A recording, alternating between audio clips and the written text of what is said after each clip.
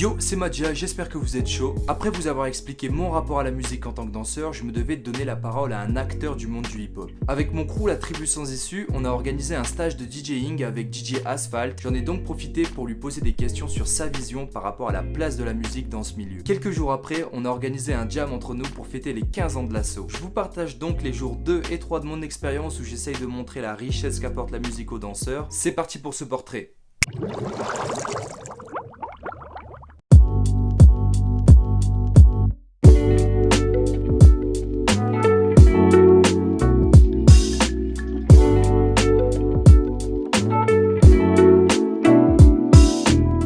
Asphalt, ça fait maintenant 25 ans environ que je fais ça, une trentaine d'années dans le hip-hop, je suis toujours là et j'espère continuer encore longtemps.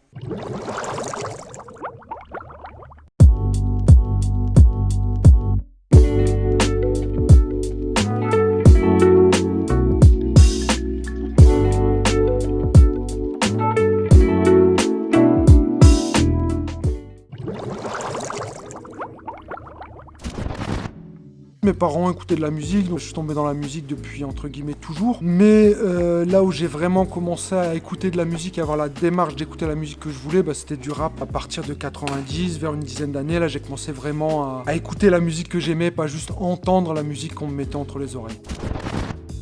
Peut-être l'intro du 3e album de Public Enemy, Fear of a Black Planet. Beaucoup de scratch dans l'intro, le DJ était Terminator X, le DJ de Public Enemy. Et ça, c'est mon premier gros souvenir dans la musique, dans le hip-hop et en tant que DJ. C'est la première fois que j'entends cette intro, je me dis c'est quoi ce truc. Je sais qu'en écoutant cette intro, je me suis dit c'était une révélation. Je me suis dit voilà, c'est ça que je veux faire, quoi.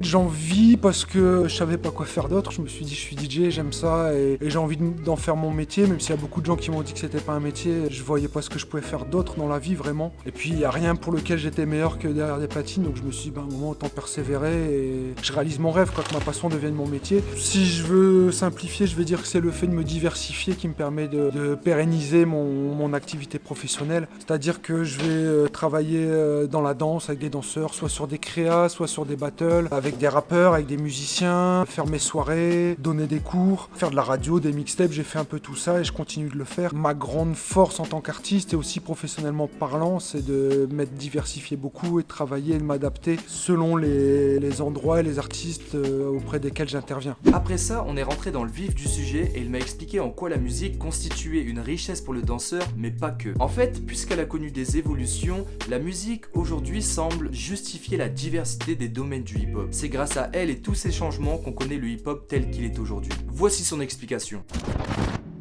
Je pense que la musique est super importante parce que c'est la base. Les danseurs dansent par rapport à la musique. Si t'enlèves la musique, quelque part, ça devient plus de la gym que de la danse. Après, l'importance du DJ là-dedans, je pense que chaque DJ a sa personnalité, sa sensibilité artistique. Puis chacun a ses kiffs personnels. Moi, je pense que quand je joue en battle break, je vais pas jouer la même sélection qu'un autre DJ. Je peux être plus dans des trucs funky, groovy, ou alors breakbeat. D'autres vont être plus dans des trucs très actuels. Il y a plusieurs courants déjà dans la musique. Les b-boys ne dansent pas sur la même chose qu'il y a 50 ans. Au début, forcément, le rap n'existait pas, donc les b-boys pouvaient pas danser sur du rap. Aujourd'hui, en 2020, etc., t'as beaucoup de b-boys qui préfèrent danser sur du rap parce qu'ils ont grandi là-dedans. Ça se respecte, même si c'est bien de connaître, comme on dit, savoir d'où tu viens pour savoir où tu vas, donc c'est bien de connaître ses classiques, comme on dit. Mais je pense que c'est normal que ça évolue, et le hip-hop d'ailleurs, c'est ça, à la base, c'était quelque chose de novateur, et qui était sur des nouveaux codes, on prenait des anciennes choses, qu'on remixait, voilà, tu prends de l'ancien pour faire du nouveau. Et c'est ça, pour moi, l'essence du hip-hop et la grosse force du hip-hop, elle est là. C'est pour ça qu'aujourd'hui,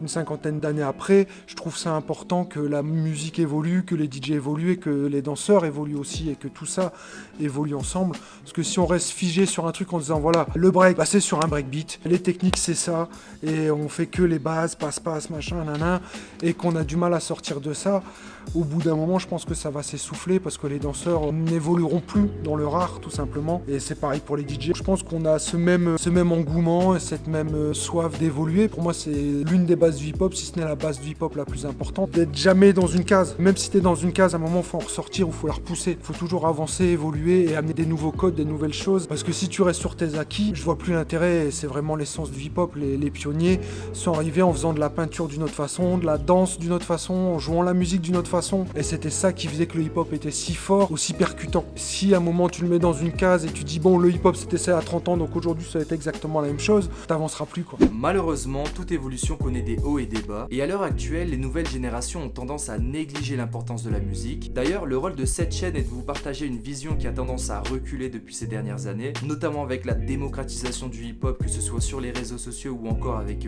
la présence du breaking aux Jeux Olympiques 2024, où on essaye de plus en plus de mettre des codes, etc. Mais vous inquiétez pas, on en reparlera plus tard. J'ai l'impression que les jeunes qui sont de plus en plus attirés par les power moves, donc les mouvements plus acrobatiques, et surtout le côté sport de cette culture hip-hop, ont tendance à négliger tout l'univers qu'il y a autour. Mais bon, la majorité des b-boys ont d'abord commencé par le break et ont ensuite découvert les autres piliers de la culture. Donc j'étais un peu pareil et il m'a vraiment fallu du temps avant de comprendre ce que ça signifie d'être un b-boy et pas un breakdancer. Asphalt m'a dit ça à propos des nouvelles générations. Ce que je trouve dommage, par exemple, sur les jeunes générations, après tout le monde n'est pas pareil, mais si je généralise un peu, que je donne dans le cliché, je vais dire que les jeunes danseurs ont tendance à écouter les musiques de battle. En faisant ça, on s'enferme. Déjà, nous, en tant que DJ, moi, ce qui m'intéressait au début, c'est de pouvoir faire découvrir du son, de surprendre les danseurs, et c'est ce qu'aimaient les danseurs. Il y a une quinzaine d'années, quand j'ai commencé à jouer pas mal dans les battles de danse, je pense que l'une de mes principales forces, c'était justement de pas jouer la même chose que les autres et de surprendre. Et les danseurs étaient contents de découvrir de nouveaux sons et d'être poussés dans leur retranchement et de pas de rester dans leur zone de confort. Je trouve que ça s'est vachement inversé depuis une bonne dizaine d'années, je pense, où les gens arrivent avec des trucs très codifiés, et parfois c'est ce que je dis aux danseurs, mais franchement, t'as cru que c'était un battle chorégraphique individuel. T'arrives, tu veux ton son, tu récites les passages que t'as appris par cœur, et du coup on arrive plus sur de la chorégraphique, sur du freestyle. Alors pour moi le battle c'est de l'improvisation, même s'il y a des parties que t'as écrit, t'as tes cartouches comme on dit, si t'as que des cartouches que tu récites, ou si tu fais que du freestyle, il va te manquer quelque chose. Et je pense que ça rejoint la même chose par rapport à la musique. Un b-boy qui s'entraîne sur du rap, sur de la funk, sur des anciens sons, sur de la nouveauté, sur de la house, sur de l'électro, ce que tu veux, il aura cette richesse que n'aura pas un gars qui s'entraîne tous les jours sur le même style de breakbeat. Même dans les breakbeats, tu peux avoir de la musique latine, tu peux avoir de la musique afro, tu peux avoir de la musique européenne. Tous ces styles musicaux, ces esthétiques, cette façon d'approcher la musique et de la jouer différemment donnera une approche différente au danseur et lui permettra d'exprimer sa danse différemment. Pour moi, c'est important, c'est vraiment une richesse. C'est comme des langages. Tu connais un langage, c'est bien. T'en connais 25, c'est beaucoup plus simple dans la vie. Plus ça c'est riche, plus j'imagine ta danse sera riche. J'espère que vous comprenez maintenant l'aspect de la musique que je voulais mettre en valeur. D'ailleurs, dans les événements, on essaye de mettre en valeur cette même musique à travers un DJ. Pourquoi on a besoin d'avoir un DJ? Mon crew va vous répondre. C'est comme un musicien, du coup ça motive, ça apporte quelque chose en plus. Pour moi, la place du DJ dans le breaking, elle est indispensable, incontournable. Il va mener la danse. Il met la musique, il va faire vivre la musique. Des sound systems jamaïcains au bloc party ricain. Le DJ rassemble autour d'un bien commun. On s'amuse, on se révolte à chacune de ses notes. Pour le freestyle, même quand il fait des passe-passe, ça permet d'improviser et de développer l'écoute. Le DJ fait danser autant qu'il fait penser. À l'ombre des projecteurs, en background de scène, anime les rappeurs et danseurs sans peine et sans qu'ils s'en plaignent, reste au second plan. Met la musique en avant, mélomane s'avance, cimente une culture, fait le lien et assure du passé au futur. Il va transmettre, on va dire, son âme dans la musique. Il va rajouter en fait sa touche à la musique déjà existante. Donc le fait de faire des passe-passe, comme le petit là, il est chaud hein. Donc là il crée son rythme avec un rythme déjà existant. Ça pète, c'est des chatous. Moi c'est ce qui me fait kiffer, c'est ce qui donne vraiment envie de danser. Pas de DJ, pas de b-boy, pas de hip-hop.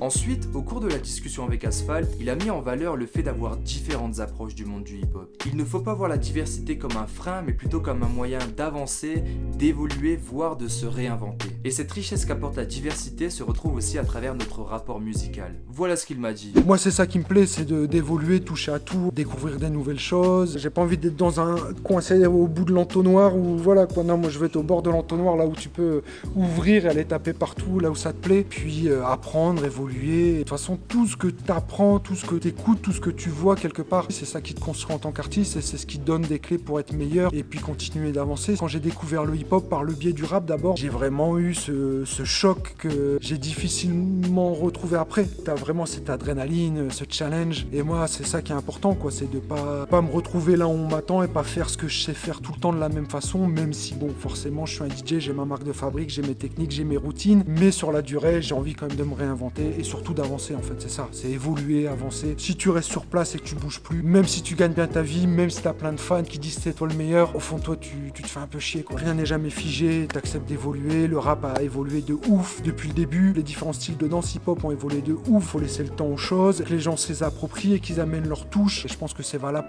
quel que soit ton art. Je pense qu'à un moment on a besoin de s'enrichir, pas forcément financièrement mais tout le reste, s'enrichir intérieurement, culturellement, etc. Si vous me recherchez, c'est DJ Asphalt. J'ai mon site aussi, djasphalt.com, que je mets de temps en temps à jour. Vous me retrouverez assez facilement. Ça fait un petit bout de temps que je suis là, donc du coup j'ai quand même des vidéos, des mix qui traînent à droite à gauche, des mixtapes, des featuring, des émissions de radio.